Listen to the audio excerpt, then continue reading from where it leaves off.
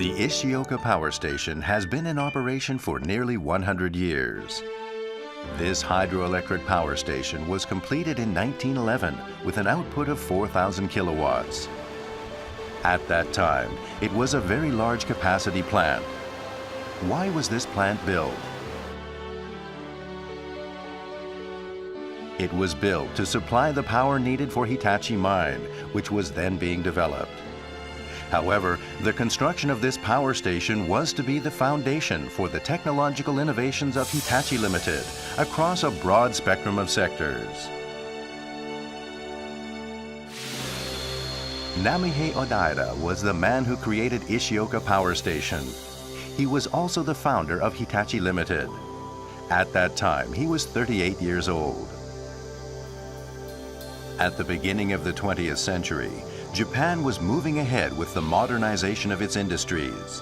It was a time when electric lights and bicycles had just begun to come into general use. This was in the middle of the world's second industrial revolution, and automobiles were already appearing.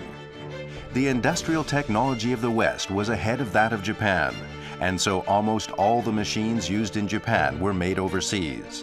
There was little original Japanese technology at that time. Namihei Odaira sought to develop innovative technology himself, and through this realized the industrialization of Japan using Japanese technology.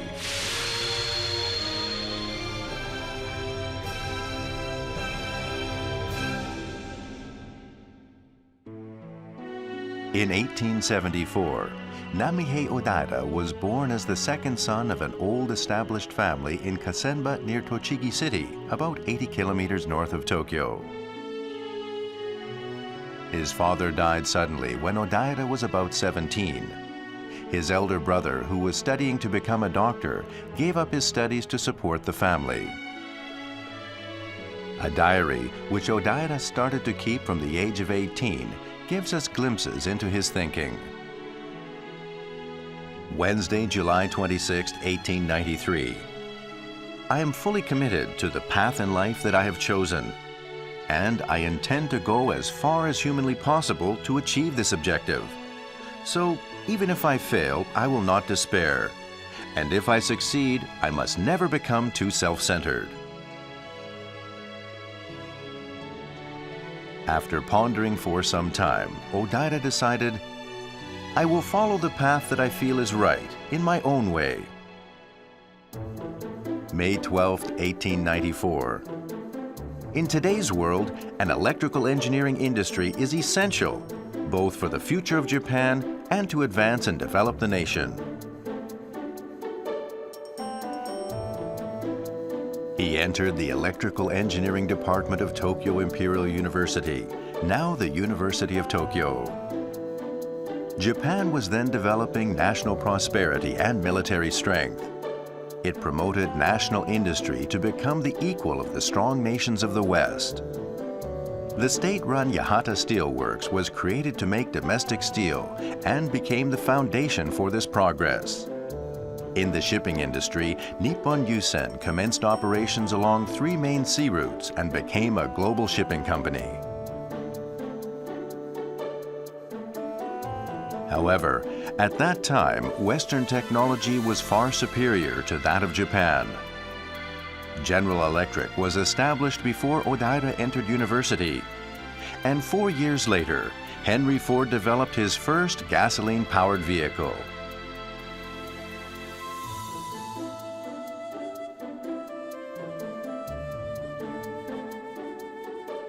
During his years at university, Odaira traveled all over Japan and looked at many factories.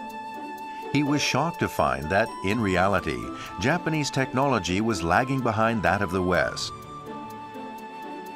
I do not want to become an employee of an insignificant electric power company. I feel the desire to become a major player on the world stage welling up in my heart.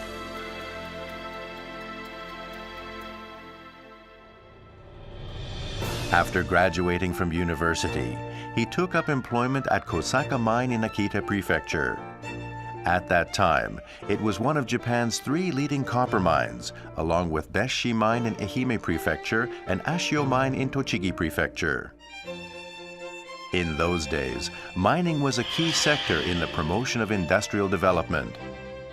In addition, it was an industry where the latest technology had been introduced. His first step forward as an engineer was at the beginning of the 20th century, an era when copper production was one of Japan's key industries.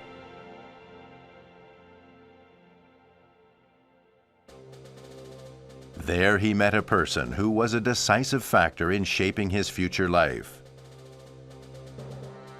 Fusanosuke Kuhara. Kuhara created a new industrial conglomerate in the area of mine management, and in the post-war years he was active in the political arena. He played a major role in the foundation of Hitachi Limited. Although Odaira participated in the construction of power stations, he left Kosaka Mine after 4 years because he wanted to achieve technological innovations on his own. Subsequently, he joined Tokyo Dento, which was then in the process of constructing Komahashi Power Station, one of the largest in Japan. Odaira was appointed as senior engineer. He played a central role in the construction of the power station. However, the machinery was all imported and the instructors were all foreigners. Odaira could not accept this situation, and one day someone invited him to change jobs. That person was Fusanosuke Kuhara, his superior at the Akita Kosaka mine. Kuhara said, "I have bought a new copper mine, and I want you to help me run it." He went on to say, "If the project goes well, I will put you in charge of manufacturing the electrical machinery." Odaira was uncertain what to do. One day, on the train to Komahashi Power Station, by chance he met a friend from his university days. That was Motoji Shibusawa. He was the nephew of Eiichi Shibusawa, the father of capitalism in Japan. Motoji Shibusawa had become a government official in the then Ministry of Communications and a key figure in Japan's electrical industry. Subsequently, he became the first chancellor of Nagoya Imperial University.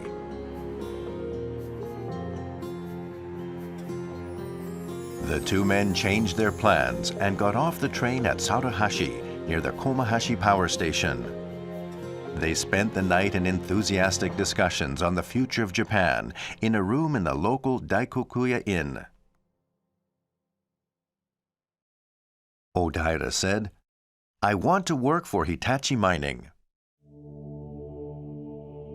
In response, Shibusawa said, "You are currently in a dream position for people who want to be electrical engineers. Moreover, developing the electrical industry is extremely important for the future of Japan, and you are the only person who can do it."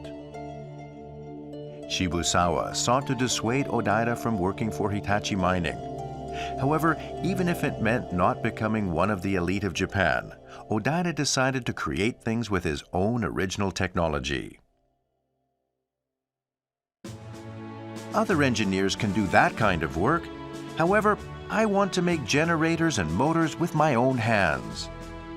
This high level of ambition and firm conviction eventually led to the founding of Hitachi Limited. Namihei Odaira went to work at the Hitachi mine with great dreams in his heart. At the time, his wife Yae began to feel uneasy because her husband frequently changed employers. So she secretly went to a shrine to divine their fortune. The fortune paper said, "Excellent luck, the luckiest time in your life." With that, Yae felt extremely relieved. At that time, the Hitachi mine was a large-scale copper mine with the 3rd highest output in Japan. However, Odaira's dream of building his own electrical machinery with the support of Kuhara did not immediately come to fruition. Odaira ran the mine engineering section of the construction division. Part of the section was a small-scale repair workshop which repaired motors and transformers. This small repair workshop was the starting point of Hitachi Limited. However, the year after he joined the company, Hitachi Mine discovered a huge copper ore vein. Odaira was given 3 projects and became extremely busy, so he had no time to even look in on the repair workshop. The Hitachi Mine Engineering and Repair Workshop actually got underway in 1908 after the shop had been built with a floor area of just 132 square meters. There were only 5 workers in the repair shop. Odaira continued to be busy and had few opportunities to visit it. However, he started to engage in 2 major projects, the construction of Ishioka Power Station and the manufacture of electric motors.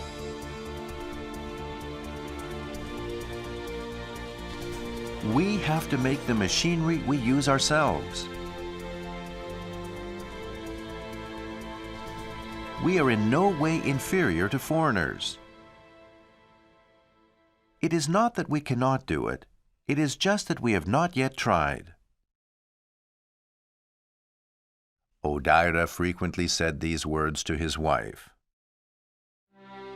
One night in the small hours, he sat motionless, deep in thought, kneeling on the bed. It was at that moment he decided to become independent. Spring 1910. He purchased the optimal machine tools to fulfill his long-held dream of making Japanese electric motors. The main work was to repair the electric equipment used in the copper mine.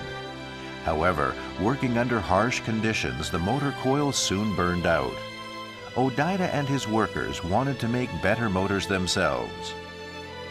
That desire eventually took concrete shape. Odaira knew that he needed a larger plant to start independent operations. Initially, Kuhara had been reluctant to build a new plant. However, he was caught up in Odaira's high ideals and burning enthusiasm for independent technology, and he supported the project. November 1910.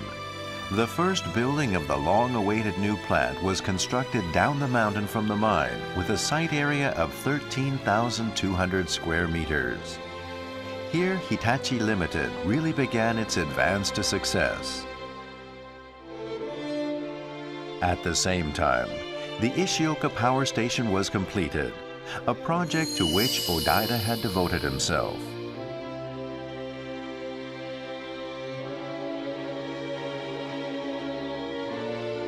Thus, the meeting with Fusanosuke Kuhara that decided Odaira's fate, and his unshakable determination to establish original technology, led to the birth of Hitachi Limited. However, the foundation of Hitachi Limited also ushered in new hardships.